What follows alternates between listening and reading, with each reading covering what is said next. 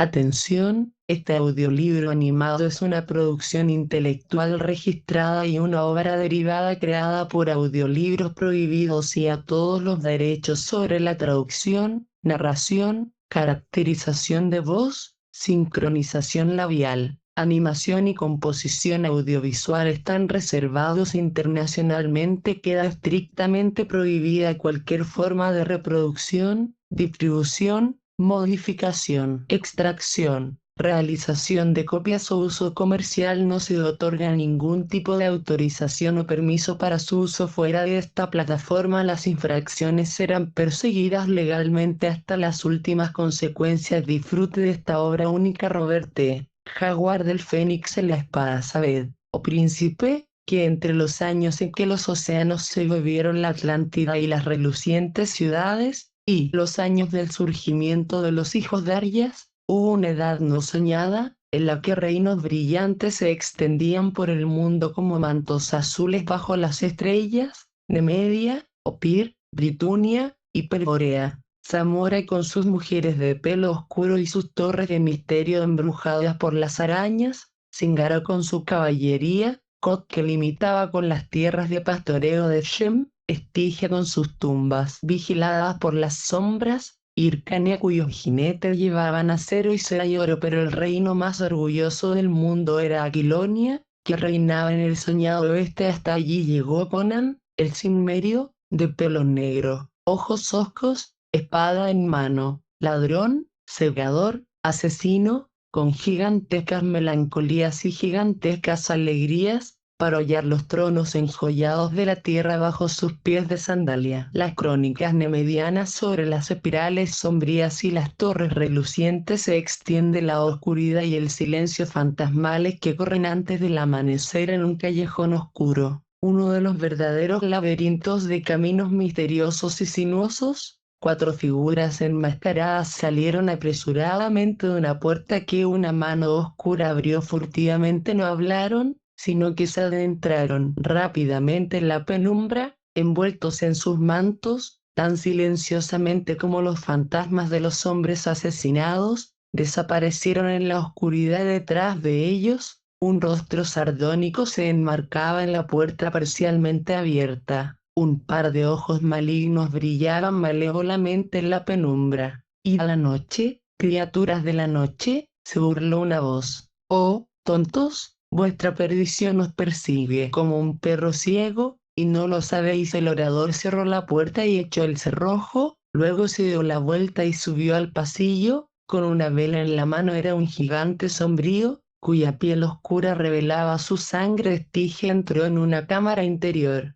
donde un hombre alto y delgado, vestido de terciopelo desgastado, descansaba como un gran gato perezoso en un sofá de seda, bebiendo vino de una enorme copa de oro. «Bien, Ascalante», dijo el Estigio, dejando la vela, «tus incautos se han escabullido a las calles como ratas de sus madrigueras. Trabaja con extrañas herramientas». «¿Comillas herramientas?», respondió Ascalante. «Vaya, me consideran eso durante meses. Desde que los 4 rebeldes me convocaron desde el desierto del sur, he estado viviendo en el mismo corazón de mis enemigos, escondiéndome de día en esta oscura casa, y merodeando por callejones oscuros y pasillos más oscuros por la noche, y he logrado lo que esos nobles rebeldes no pudieron, trabajando a través de ellos, y a través de otros agentes, muchos de los cuales nunca han visto mi cara. He llenado el imperio de sedición y malestar. En resumen, yo, trabajando en las sombras, he preparado la caída del rey que se sienta en el trono del sol por Mitra. Fue un estadista antes de ser un forajido. Comillas, y estos incautos que se consideran tus amos seguirán pensando que les sirvo hasta que nuestra tarea actual se haya completado. ¿Quiénes son ellos para enfrentarse a Ascalante Volmana, el conde enano de Caravan, Gromel, el gigantesco comandante de la Legión Negra, Dayen, el gordo varón de Taluz, Rinaldo, el juglar con cerebro de liebre? Y yo soy la fuerza que ha soldado el acero de cada uno, y por la arcilla de cada uno los aplastaré cuando llegue el momento. Pero eso está en el futuro. Esta noche muere el rey. Hace días vi a los escuadrones imperiales salir de la ciudad, dijo el Estigio. Cabalgaron hasta la frontera que asaltan los paganos pictos. Gracias al fuerte licor que he pasado de contrabando por las fronteras para enloquecerlos, la gran riqueza de Dyer lo hizo posible y Volmane hizo posible disponer del resto de las tropas imperiales que permanecían en la ciudad a través de su parentela principesca Media. Fue fácil persuadir al rey Numa para que solicitara la presencia del conde trocero de Poitain, senecal de Aquilonia, y por supuesto, para hacerle honor,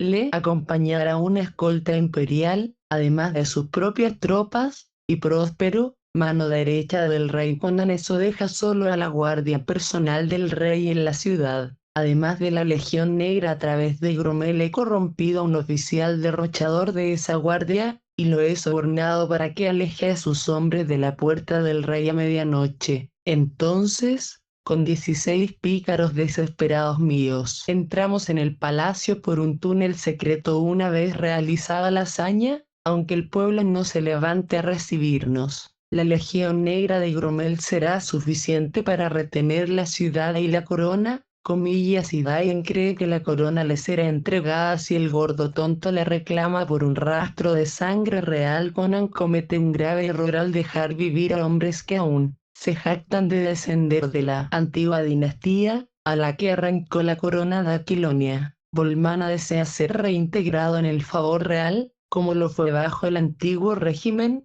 para poder elevar sus pobres propiedades a su antigua grandeza. Gromel odia a Paiantides, comandante de los dragones negros, y desea el mando de todo el ejército. Con toda la terquedad del bosoniano solo entre todos, Rinaldo no tiene ninguna ambición personal. Ven Conan a un bárbaro de manos rojas y pies rudos que salió del norte para sacar una tierra civilizada, y idealiza al rey al que Conan mató para conseguir la corona, recordando solo que ocasionalmente patrocinó las artes, y olvidando los males de su reinado, y está haciendo olvidar al pueblo. Y cantan abiertamente el lamento por el rey, en el que Rinaldo alaba al santo villano y denuncia a Conan como ese salvaje de corazón negro del abismo. Conan se ríe, pero el pueblo gruñe, comillas, porque odia a Conan. Los poetas siempre odian a los que están en el poder. Para ellos la perfección está siempre detrás de la última esquina, o más allá de la siguiente. Escapan del presente en sueños del pasado y del futuro. Rinaldo es una antorcha encendida de idealismo, que se eleva, como él cree, para derrocar a un tirano y liberar al pueblo. En cuanto a mí, bueno, hace unos meses había perdido toda ambición, salvo asaltar las caravanas por el resto de mi vida. Ahora los viejos sueños se agitan. Conan morirá. Dain subirá al trono, entonces él también morirá uno a uno. Todos los que se oponen a mí morirán, por el fuego, o el acero, o esos vinos mortales que sabes preparar tan bien. Ascalante, rey de Aquilonia, ¿qué te parece el sonido? El Estigio se encogió de hombros. Hubo un tiempo, dijo con inocultable amargura, en que yo también tenía mis ambiciones, al lado de las cuales las tuyas parecen chabacanas e infantiles. ¿En qué estado he caído? Mis antiguos compañeros y rivales se quedarían mirando si vieran a Totamon del Anillo sirviendo como esclavo de un forastero, y además fuera de la ley, y ayudando a las mezquinas ambiciones de varones y reyes. ¿Confiaste en la magia y en la momia?, respondió Ascalante con despreocupación. Yo confío en mi ingenio y en mi espada. El ingenio y la espada son como pajas contra la sabiduría de la oscuridad, gruñó el Estigio, con sus ojos oscuros parpadeando con luces y sombras amenazantes. Si no hubiera perdido el anillo, nuestras posiciones podrían estar invertidas. Sin embargo, respondió el forajido con impaciencia, llevas las rayas de mi látigo en la espalda, y es probable que las sigas llevando. Comillas, no estés tan seguro. El odio diabólico del Estigio brilló por un instante enrojecido en sus ojos. Algún día, de alguna manera, encontraré el anillo de nuevo, y cuando lo haga, por los colmillos de serpiente de Set, pagarás. El acalorado Aquilonio se levantó y le dio un fuerte golpe en la boca. Toda retrocedió, con la sangre brotando de sus labios. ¿Te has vuelto demasiado audaz, perro? gruñó el forajido. Ten cuidado, todavía soy tu amo, que conoce tu oscuro secreto. Ve a los tejados y grita que Escalante está en la ciudad conspirando contra el rey. Si te atreves. No me atrevo, murmuró el Estigio, limpiándose la sangre de los labios. No, no te atreves, dijo Escalante con una sonrisa sombría, porque si muero por tu sigilo o traición, un sacerdote ermitaño del desierto del sur lo sabrá, y romperá el sello de un manuscrito que dejé en sus manos, y una vez leído, se susurrará una palabra en Estigia, y un viento subirá desde el sur a medianoche, y donde esconderás la cabeza. Totamón el esclavo se estremeció y su rostro oscuro se volvió ceniciento. Comillas basta. Escalante cambió su tono perentoriamente. Tengo trabajo para ti, no confío en Dyer. Le pedí que cabalgara a su finca y se quedara allí hasta que terminara el trabajo de esta noche. El gordo tonto nunca pudo ocultar su nerviosismo ante el rey. Hoy cabalga tras él, y si no lo alcanzas en el camino, dirígete a su finca y quédate con él hasta que mandemos a buscarlo. No le perdáis de vista, está aturdido por el miedo, y podría huir, incluso podría correr hacia Conan en pánico y revelar todo el complot,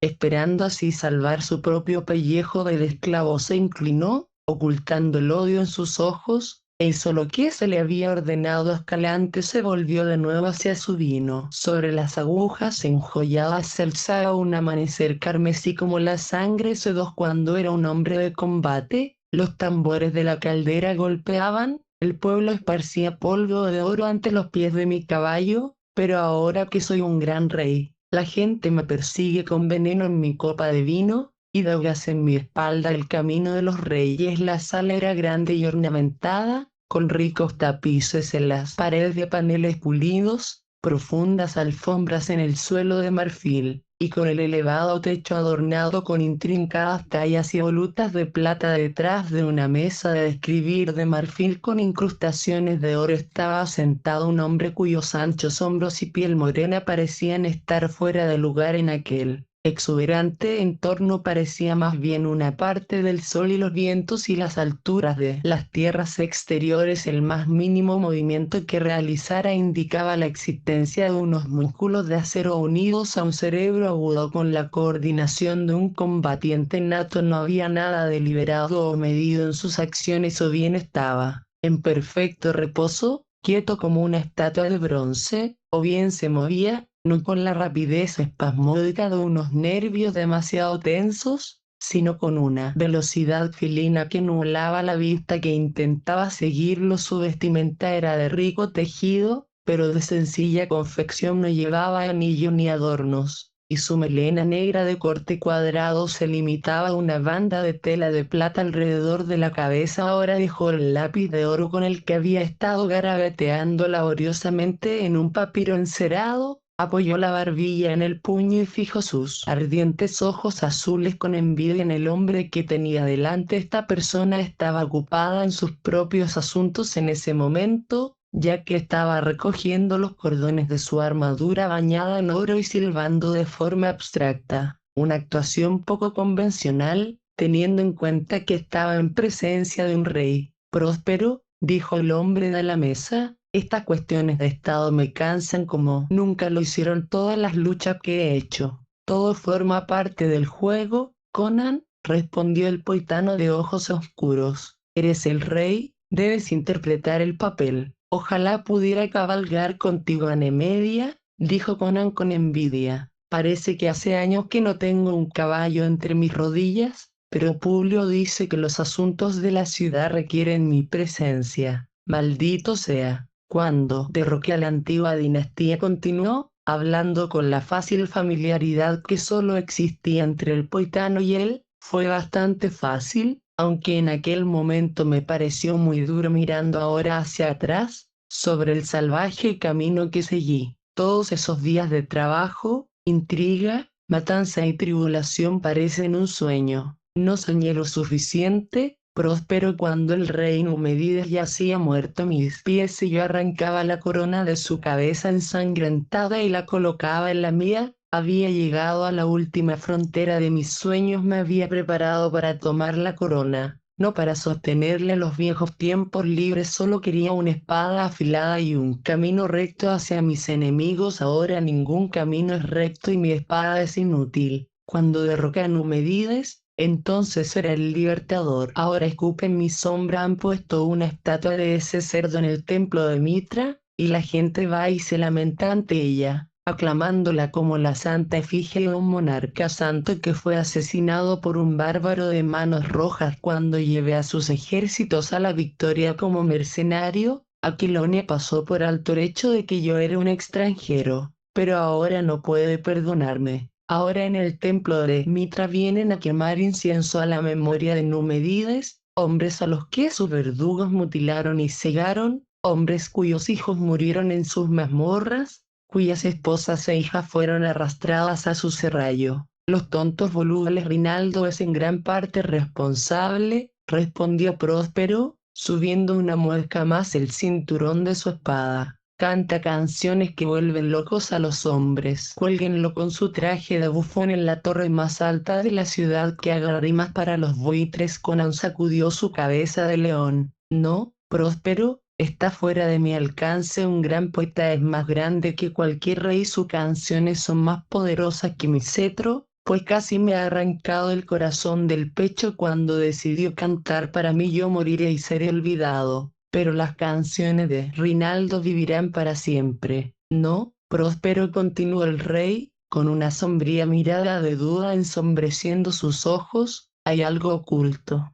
algún trasfondo del que no somos conscientes. Lo percibo como en mi juventud percibí al tigre escondido en la hierba alta. Hay una inquietud sin nombre en todo el reino. Soy como un cazador que se agazapa junto a su pequeña hoguera en medio del bosque, y oye unos pies sigilosos que se mueven en la oscuridad, y casi ve el brillo de unos ojos ardientes. Si pudiera encontrar algo tangible que pudiera hendir con mi espada, os digo que no es casualidad que los pictos hayan asaltado últimamente con tanta fiereza las fronteras, de modo que los bosonianos han pedido ayuda para rechazarlos. Debería haber cabalgado con las tropas. Pulo temía un complot para atraparte y matarte más allá de la frontera, replicó Próspero, alisando su gabardina de seda sobre su brillante cota de malla, y admirando su alta y ágil figura en un espejo de plata. Por eso te instó a permanecer en la ciudad. Estas dudas nacen de tus instintos bárbaros. Que el pueblo gruña: los mercenarios son nuestros, y los dragones negros, y todos los pícaros de Poitain juran por ti. Tu único peligro es el asesinato, y eso es imposible, con hombres de las tropas imperiales vigilándote día y noche. ¿En qué estás trabajando allí? ¿En un mapa?, respondió Conan con orgullo. Los mapas de la corte muestran bien los países del sur, el este y el oeste, pero en el norte son vagos y defectuosos. Yo mismo estoy añadiendo las tierras del norte a esta Cimmeria, donde nací. Y Asgardi. Vanaheim. Próspero escaneó el mapa. Por Mitra, casi había creído que esos países eran fabulosos. Conan sonrió salvajemente, tocando involuntariamente las cicatrices de su oscuro rostro. Comillas, habrías sabido lo contrario si hubieras pasado tu juventud en las fronteras del norte de Cimmeria. Asgard se encuentra al norte, y Vanaheim al noroeste de Cimmeria, y hay una guerra continua a lo largo de las fronteras. Comillas, ¿qué clase de hombres son esta gente del norte?, preguntó Próspero. Altos, rubios y de ojos azules. Su dios es Ymir, el gigante de las heladas, y cada tribu tiene su propio rey. Son caprichosos y feroces, luchan todo el día y beben cerveza y rugen sus canciones salvajes toda la noche. Entonces creo que tú eres como ellos, re Próspero. Te ríes mucho, bebes mucho y bramas buenas canciones, aunque nunca había otro cimmerio que no bebiera más que agua, ni que riera, ni que cantara más que para entonar lúgubres cantos. Tal vez sea la tierra en la que viven, respondió el rey. Nunca hubo una tierra más sombría. Todas las colinas, los bosques oscuros, bajos cielos casi siempre grises, con vientos que gimen lúgubremente por los valles. No es de extrañar que los hombres se pongan de mal humor allí, dijo Próspero encogiéndose de hombros. pensando en las sonrientes llanuras bañadas por el sol y los azules y perezosos ríos de Poitain, la provincia más meridional de Aquilonia. No tienen esperanza ni aquí ni en el futuro, respondió Conan. Sus dioses son Crom y su raza oscura, que gobiernan un lugar sin sol de niebla eterna, que es el mundo de los muertos. Mitra, los caminos de los Esir eran más de mi agrado. Bueno, sonrió Próspero, las oscuras colinas de Cimmeria han quedado muy atrás y ahora me voy y beberé una copa de vino blanco mediano para ti en la corte de Numa. Bien, gruñó el rey, pero besa a las bailarinas de Numa solo para ti, no sea que involucres a los estados. Su risa rabiosa siguió a Próspero fuera de la cámara C3 bajo las pirámides cavernosas. El gran Set se enrosca dormido. Entre las sombras de las tumbas se arrastra su pueblo oscuro. Hablo la palabra desde los golfos ocultos que nunca conocieron el sol. Envíame un siervo para mi odio. Oh, escamoso y brillante el sol se ponía, grabando el verde y el azul brumoso del bosque en umbre de oro. Los rayos menguantes brillaban en la gruesa cadena de oro que Dain de Atalus se enroscaba continuamente en su mano regordeta mientras estaba sentado en el floreciente derroche de flores y árboles que era su jardín. Movía su gordo cuerpo en su asiento de mármol y miraba furtivamente a su alrededor,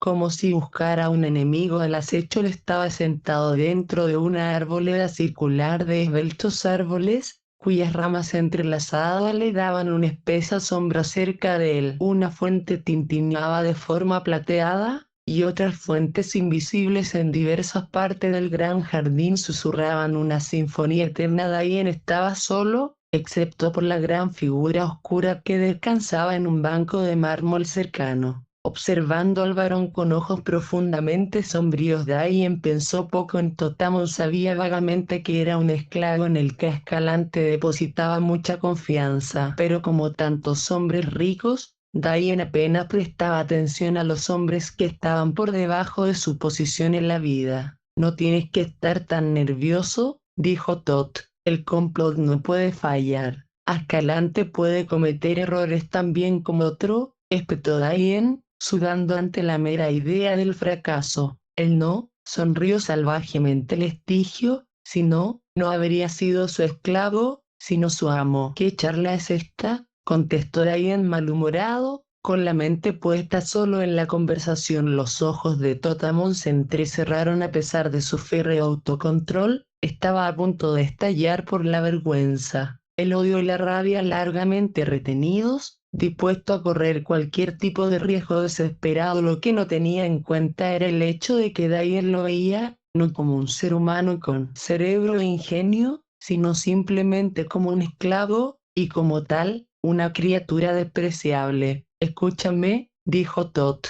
serás rey pero conoces poco la mente de Escalante. No puedes confiar en él. Una vez que Conan sea asesinado, yo puedo ayudarte si me proteges cuando llegues al poder. Te ayudaré. Escuche, mi señor fue un gran hechicero en el sur. Los hombres hablaban de Totamon como hablaban de Ramon el rey. Despon de Estigia me dio un gran honor, echando a los magos de los lugares altos para exaltarme por encima de ellos. Me odiaban, pero me temían, pues yo controlaba a los seres del exterior que acudían a mi llamada y cumplían mis órdenes por Set. Mi enemigo no sabía la hora en que podría despertarse a medianoche para sentir los dedos con garras de un horror sin nombre en su garganta. Hice magia oscura y terrible con el anillo de la serpiente de Set, que encontré en una tumba nocturna una legua bajo la tierra, olvidada antes de que el primer hombre se arrastrara fuera del viscoso mar. Pero un ladrón robó el anillo y mi poder se rompió. Los magos se levantaron para matarme, y yo, disfrazado de camellero, viajaba en una caravana en la tierra de Cod.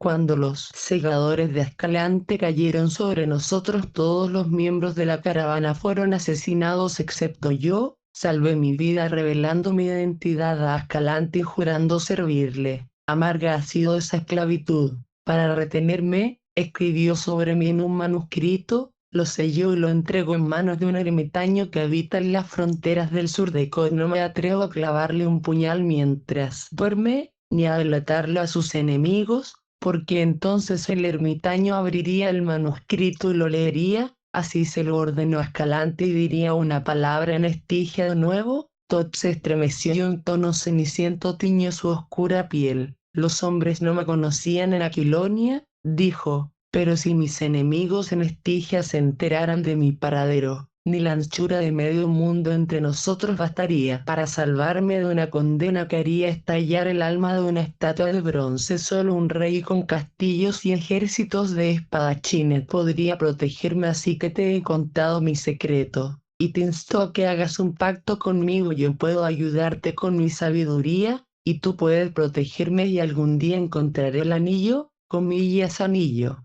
Anillo. Tot había subestimado el absoluto egoísmo del hombre. Dayen ni siquiera había escuchado las palabras del esclavo, tan absorto en sus propios pensamientos, pero la última palabra despertó una onda en su egocentrismo. Comillas anillo, repitió, eso me hace recordar, mi anillo de la buena fortuna me lo dio un ladrón shemita que juró que se lo había robado a un mago del sur y que me traería suerte. Le pagué lo suficiente. Mitra lo sabe por los dioses. Necesito toda la suerte que pueda tener, con Volmana y a Escalante arrastrándome a sus sangrientas conspiraciones. Me ocuparé del anillo. Top se levantó de un salto, con la sangre subiéndole a la cara, mientras sus ojos ardían con la furia aturdida de un hombre que de repente se da cuenta de toda la profundidad de la estupidez de un tonto. De ahí no le hizo caso, levantando una tapa secreta en el asiento de mármol. Tanteó por un momento entre un montón de artilugios de diversa índole, amuletos bárbaros, trozos de huesos, piezas de joyería chabacana, piezas de la suerte y conjuros que la naturaleza supersticiosa del hombre le había llevado a coleccionar. Comillas a, aquí está. Levantó triunfalmente un anillo de curiosa factura. Era de un metal parecido al cobre y tenía la forma de una serpiente con escamas, enroscada en 3 bucles, con la cola en la boca. Sus ojos eran gemas amarillas que brillaban turbiamente. Totamón gritó como si lo hubieran golpeado, y Dayan se giró y se quedó boquiabierto, con el rostro repentinamente ensangrentado. Los ojos del esclavo ardían,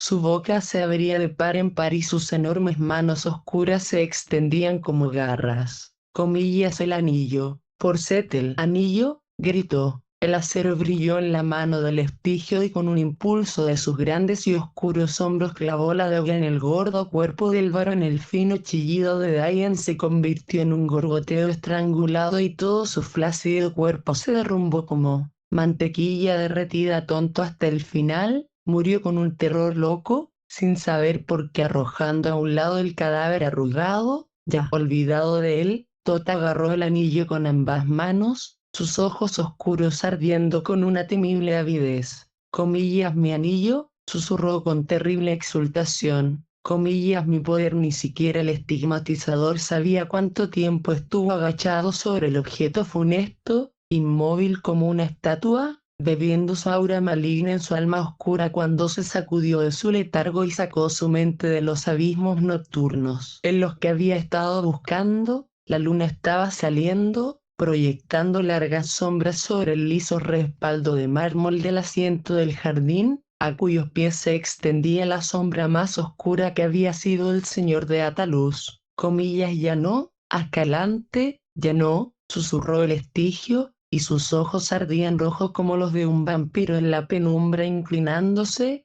cogió un puñado de sangre que se estaba coagulando en el charco en el que se extendía su víctima, y lo frotó en los ojos de la serpiente de cobre hasta que las chispas amarillas quedaron cubiertas por una máscara carmesí. Ciega tus ojos, serpiente mística, cantó en un susurro que helaba la sangre. Comillas ciega tus ojos a la luz de la luna y ábrelos en los golfos más oscuros. ¿Qué ves, oh serpiente de Set? ¿A quién llamas desde los golfos de la noche? ¿A quién llamas desde los abismos de la noche? Llámala a mí, oh serpiente de Set, acariciando las escamas con un peculiar movimiento circular de sus dedos, un movimiento que siempre llevaba a los dedos de vuelta a su lugar de partida. Su voz se hundió aún más mientras susurraba nombres oscuros y conjuros espeluznantes olvidados en todo el mundo excepto en las sombrías tierras interiores de la oscura Estigia.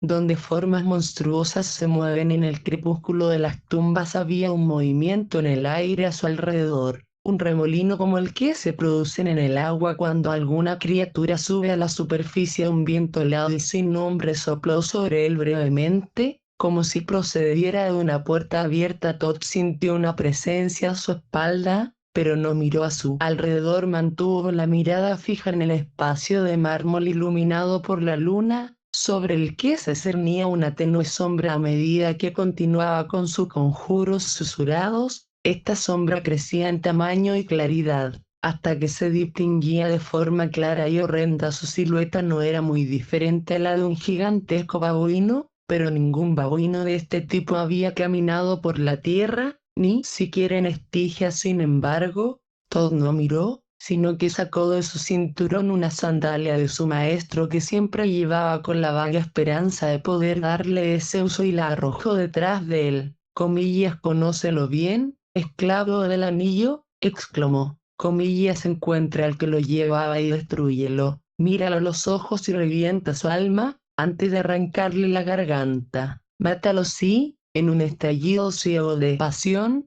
Comillas, y a todos con él grabado en la pared iluminada por la luna. Todo vio como el horror bajaba su deforme cabeza y tomaba el rastro como un horrible sabueso. Luego la espantosa cabeza se echó hacia atrás y la cosa giró y se fue como un viento entre los árboles. El estigmatizador levantó los brazos en señal de enloquecida exaltación, y sus dientes y ojos brillaron a la luz de la luna. Un soldado que montaba guardia fuera de las murallas gritó horrorizado cuando una gran sombra negra con ojos llameantes atravesó la muralla y pasó junto a él con un remolino de viento, pero desapareció tan rápidamente que el desconcertado guerrero se preguntó si había sido un sueño o una alucinación.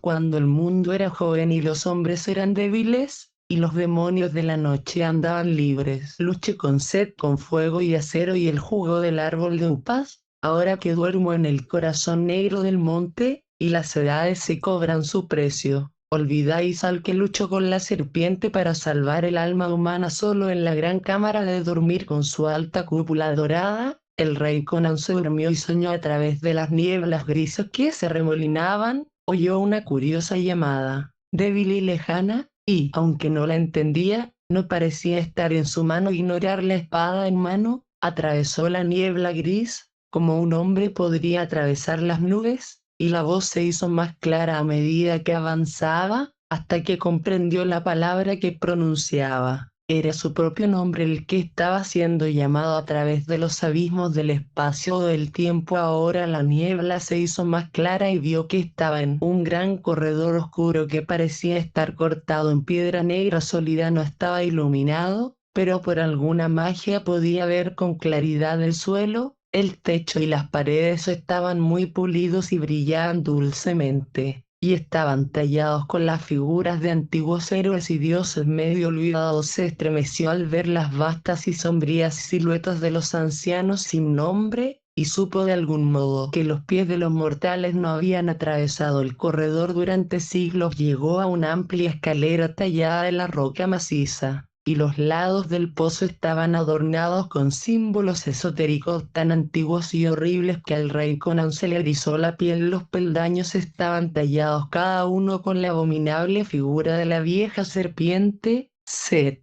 de modo que a cada paso plantaba su talón en la cabeza de la serpiente, como se pretendía desde antiguo, pero no por ello estaba menos tranquilo. Pero la voz lo llamaba, y al fin, en una oscuridad que habría sido impenetrable para sus ojos materiales, entró en una extraña cripta, y vio una vaga figura de barba blanca sentada sobre una tumba. A Conan se le erizaron los cabellos y agarró su espada, pero la figura habló en tonos sepulcrales. «Oh, hombre, ¿me conoce?» Comillas, yo no, por Crom, juró el rey. «Hombre», dijo el anciano, «soy Epimetreus». Comillas, pero si Epimetreus el sabio lleva muerto 1500 años, tartamudeó Conan. Comillas, escucha, dijo el otro con tono autoritario. Como un guijarro arrojado a un lago oscuro envía ondas a las orillas más lejanas, los acontecimientos en el mundo invisible han roto como olas en mi sueño. ¿Te he marcado bien,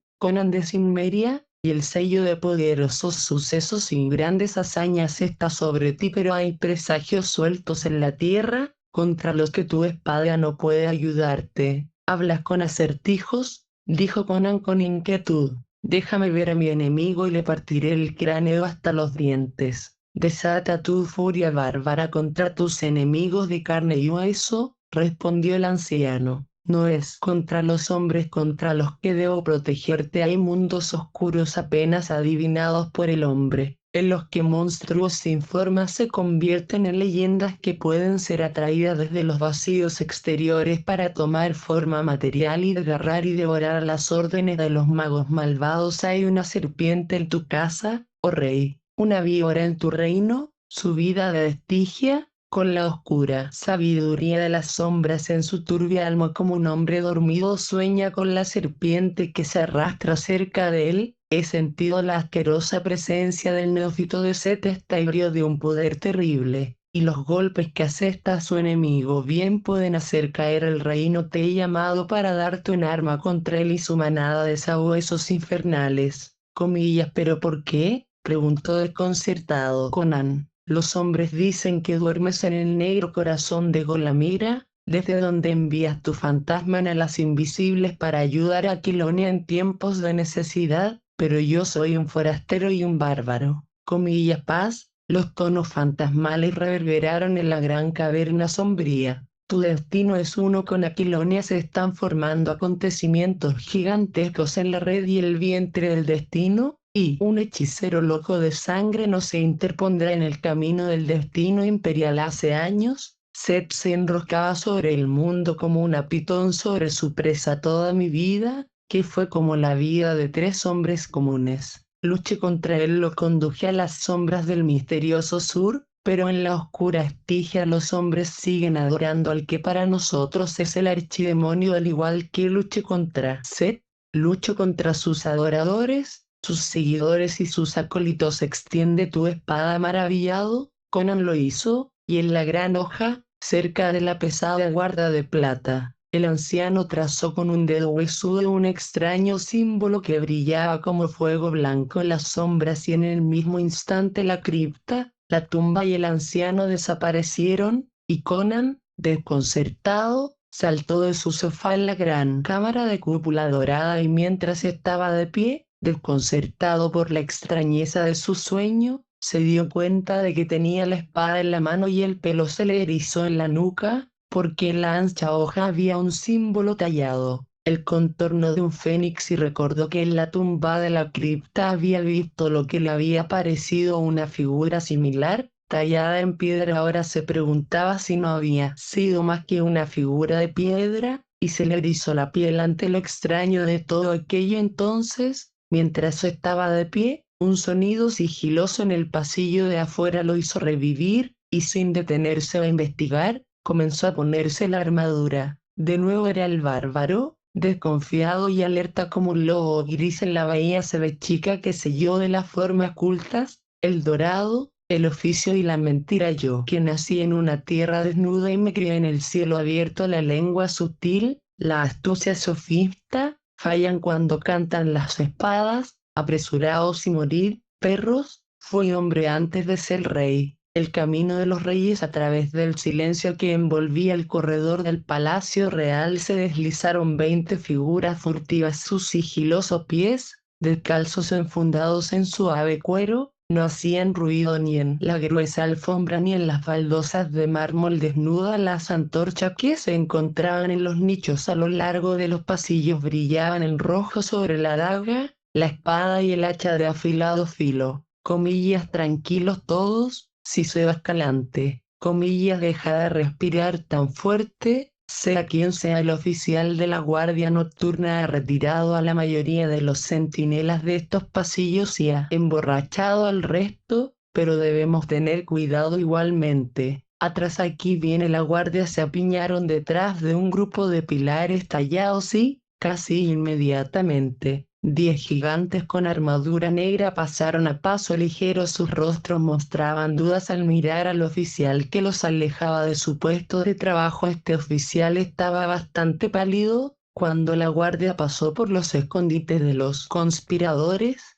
Se le vio secarse el sudor de la frente con una mano temblorosa. Era joven, y esta traición a un rey no le resultó fácil. Maldijo mentalmente la vana y gloriosa extravagancia que le había endeudado con los prestamistas y le había convertido en un peón de los políticos intrigantes. Los guardias pasaron con estrépito y desaparecieron por el pasillo. Comillas bien, sonrió Escalante. Conan, porme sin vigilancia. Deprisa, si nos descubre matándolo, estamos perdidos, pero pocos hombres apoyarán la causa de un rey muerto. Comillas sí, deprisa, gritó Rinaldo, sus ojos azules coincidiendo con el brillo de la espada que blandía sobre su cabeza. Comillas, mi espada está sedienta. Oigo la reunión de los buitres. Adelante recorrieron el pasillo a toda velocidad y se detuvieron ante una puerta dorada con el símbolo del dragón real de Aquilonia. Comillas, Gromel, espetó a Escalante. Comillas, rompe esta puerta para abrirla. El gigante respiró profundamente y lanzó su poderosa estructura contra los paneles, que gimieron y se doblaron con el impacto. De nuevo se agachó y se lanzó con un chasquido de cerrojos y un estruendo de madera. La puerta se astilló y estalló hacia adentro. Comillas, adentro, rugió Escalante, enardecido por el espíritu de la hazaña. Comillas, adentro, gritó Rinaldo. Comillas, muerte al tirano. Se detuvieron en seco. Conan se enfrentó a ellos, no como un hombre desnudo despertado de un profundo sueño para ser masacrado como una oveja, sino como un bárbaro despierto y en guardia.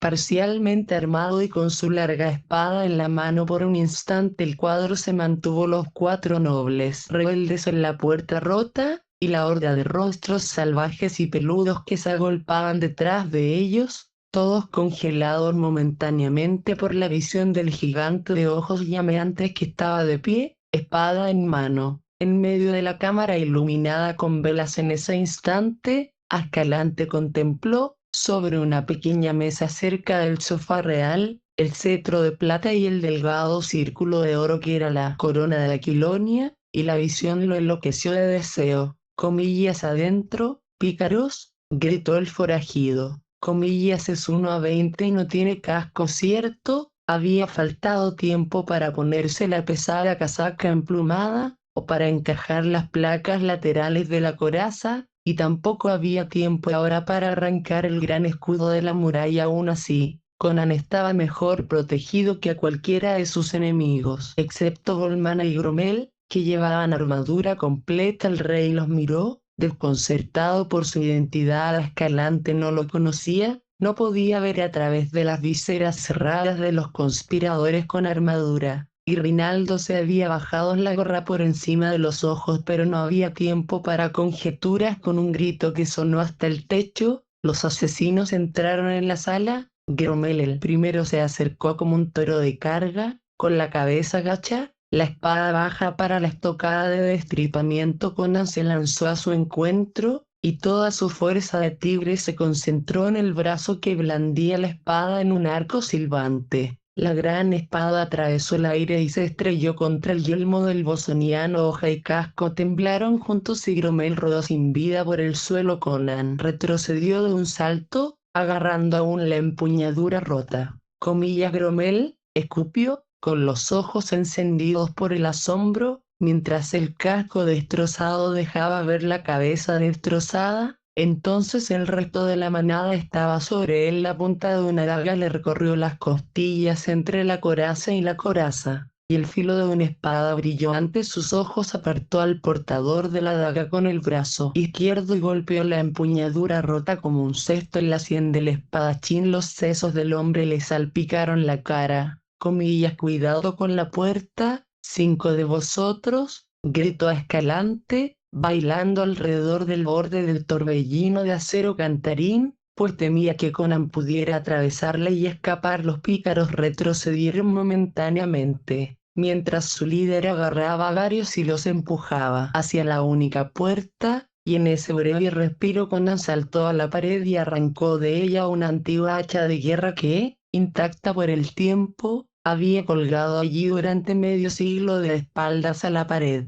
se enfrentó al anillo que se cerraba durante un instante, y luego saltó al centro de la batalla. No era un luchador a la defensiva, incluso en los dientes de las probabilidades abrumadoras. Siempre llevaba la guerra al enemigo. Cualquier otro hombre ya habría muerto allí, y el propio Conan no esperaba sobrevivir, pero deseaba ferozmente infligir todo el daño que pudiera antes de caer. Su alma de bárbaro estaba encendida, y los cánticos de los viejos héroes cantaban en sus oídos al saltar de la muralla. Su hacha dejó caer a un forajido con un hombro cortado, y el terrible revés aplastó el cráneo de otro. Las espadas gemían venenosamente a su alrededor, pero la muerte le pasó de largo. El Cimmerio se movía con una velocidad cegadora. Era como un tigre entre babuinos. Cuando saltaba, esquivaba y giraba, ofreciendo un objetivo siempre en movimiento, mientras su hacha tejía una brillante rueda de muerte a su alrededor. Durante un breve espacio de tiempo, los asesinos se abalanzaron sobre él ferozmente, lanzando golpes a ciegas y obstaculizados por su propio número. Luego retrocedieron repentinamente. Dos cadáveres en el suelo daban muda evidencia de la furia del rey, aunque el propio Conan sangraba por las heridas del brazo, el cuello y las piernas. «Comillas, cabrones», gritó Rinaldo, quitándose la gorra de plumas,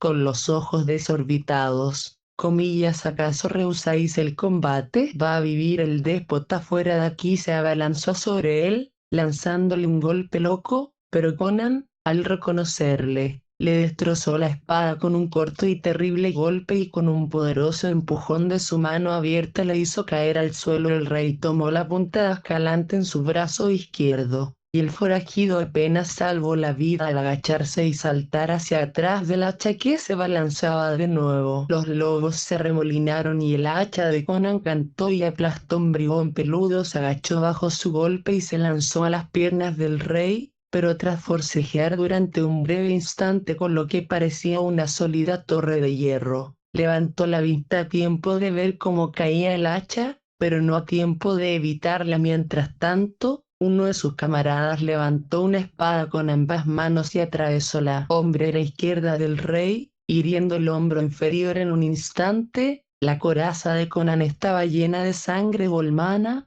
lanzando a los atacantes a diestro y siniestro en su salvaje impaciencia. Se abrió paso y asestó un hachazo mortal a la cabeza desprotegida de Conan. El rey se agachó profundamente y la espada le afeitó un mechón de su negra cabellera. Mientras silbaba sobre él, Conan giró sobre sus talones y golpeó desde un lado. El hacha atravesó la coraza de acero y Volmana se desplomó con todo el costado izquierdo hundido. «Comillas, Volmana», jadeó Conan sin aliento. Se enderezó para enfrentarse a la enloquecida acometida de Rinaldo, que se abalanzó a lo loco. Armado solo con una daga, Conan retrocedió de un salto, levantando su hacha. «Comillas, Rinaldo», su voz era estridente, con una urgencia desesperada. «Comillas, atrás, no quiero matarte». «Comillas, muere, tirano», gritó el juglar loco, lanzándose de cabeza sobre el rey. Conan retrasó el golpe que no quería asestar, hasta que fue demasiado tarde. Solo cuando sintió el mordisco del acero en su costado desprotegido, golpeó. En un frenesí de ciega desesperación, Rinaldo cayó con el cráneo destrozado, y Conan retrocedió contra la pared,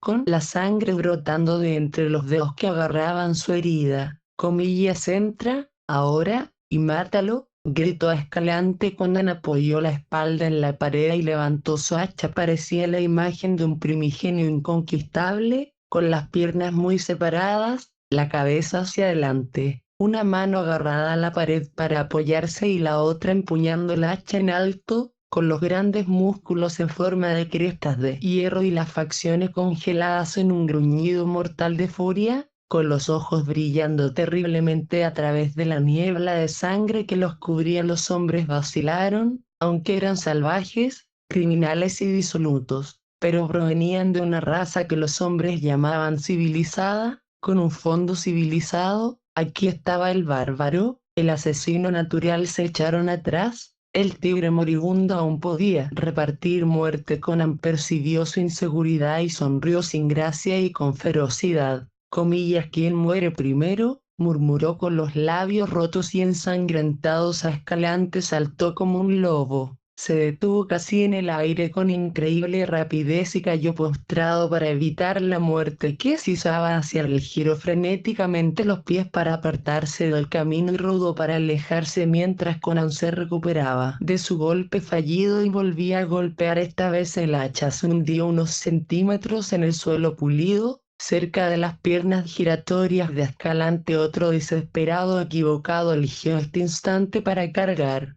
Seguido a medias por sus compañeros, pretendía matar a Conan antes de que el Cimmerio pudiera arrancar su hacha del suelo, pero su juicio fue erróneo. El hacha roja se levantó y se estrelló contra el suelo, y una caricatura carmesí de un hombre se catapultó contra las piernas de los atacantes. En ese instante, un grito de miedo brotó de los pícaros de la puerta cuando una sombra negra y deforme cayó sobre la pared. Todos, excepto Escalante, se giraron al oír ese grito, y luego, aullando como perros, irrumpieron ciegamente por la puerta en una turba delirante y blasfema, y se dispersaron por los pasillos en una huida gritona. Escalante no miró hacia la puerta, solo tenía ojos para el rey herido. Supuso que el ruido de la refriega había despertado por fin al palacio, y que los guardias leales estaban sobre él. Aunque incluso en ese momento le pareció extraño que sus endurecidos pícaros gritaran tan terriblemente en su huida, Conan no miró hacia la puerta porque estaba observando al forajido con los ojos ardientes de un lobo moribundo. En este extremo, la filosofía cínica de Escalante no le abandonó. Todo parece estar perdido, sobre todo el honor, murmuró. Sin embargo, el rey se está muriendo de pie. No se sabe qué otras reflexiones pasaron por su mente, pues, dejando la frase sin completar, corrió ligeramente hacia Conan en el momento en que el Cimmerio empleaba forzosamente su hacha para limpiarse la sangre de sus ojos cegados. Pero incluso cuando comenzó su carga, hubo un extraño movimiento en el aire y un gran peso golpeó terriblemente entre sus hombros. Se precipitó de cabeza y unas grandes garras se hundieron agónicamente en su carne, retorciéndose desesperadamente bajo su atacante. Giró la cabeza y miró el rostro de la pesadilla, y la locura sobre él se agazapaba una gran cosa negra que sabía que no había nacido en un mundo sano humano. Sus voraces colmillos negros estaban cerca de su garganta y el resplandor de sus ojos amarillos marchitó sus miembros como un viento asesino. Marchita el maíz joven, el horror de su rostro iba más allá de la mera bestialidad. Podría haber sido el rostro de una antigua y malvada momia, avivada con vida demoníaca. En aquellos rasgos aborrecibles los ojos dilatados del forajido parecieron ver, como una sombra en la locura que le envolvía, un débil y terrible parecido con el esclavo Tot.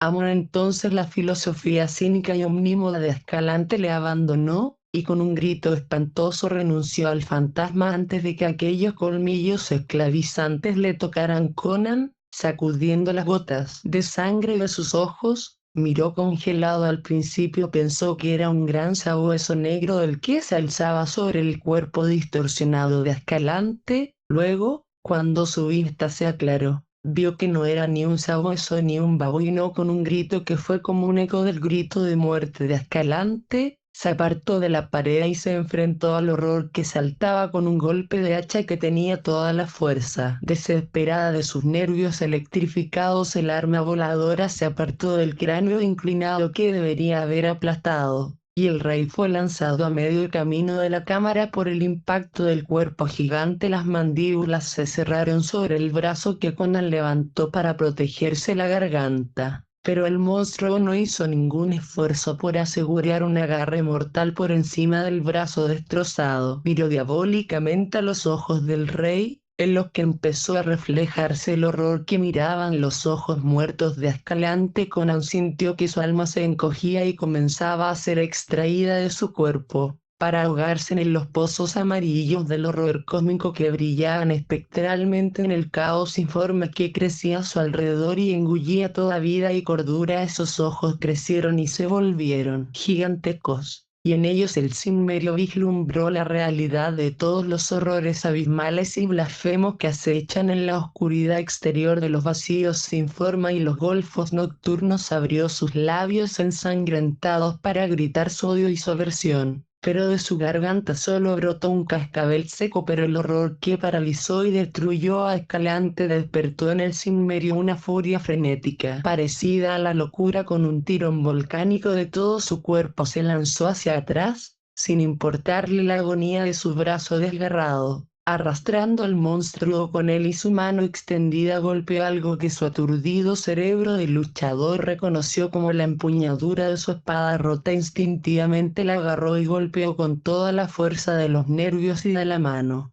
Como un hombre apuñala con una daga, la hoja rota se hundió profundamente y el brazo de Conan se soltó mientras la aborrecible boca se abría como en agonía. El rey fue arrojado violentamente a un lado, y alzándose sobre una mano vio, como aturdido, las terribles convulsiones del monstruo del que brotaba una espesa sangre a través de la gran herida que su hoja rota había desgarrado, y mientras lo observaba, sus luchas cesaron y se quedó tendido, sacudiéndose espasmódicamente, mirando hacia arriba con sus espantosos ojos muertos. Conan parpadeó y se sacudió la sangre de sus propios ojos. Le pareció que la cosa se derretía y se desintegraba en una masa viscosa e inestable. Entonces llegó a sus oídos una mezcolanza de voces, y la sala se llenó de gente de la corte finalmente despertada: caballeros, pares, damas, hombres de armas, consejeros, todos balbuceando y gritando y estorbándose unos a otros. Los dragones negros estaban presentes, furiosos, maldiciendo y alborotando, con las manos en las empuñaduras y juramentos extraños en los dientes del joven oficial de la guardia de la puerta. No se vio nada, ni se le encontró entonces ni después, aunque se le buscó con ahínco. Gromel, Volmana Rinaldo, exclamó Publio, el alto consejero, retorciéndose las gordas manos entre los cadáveres.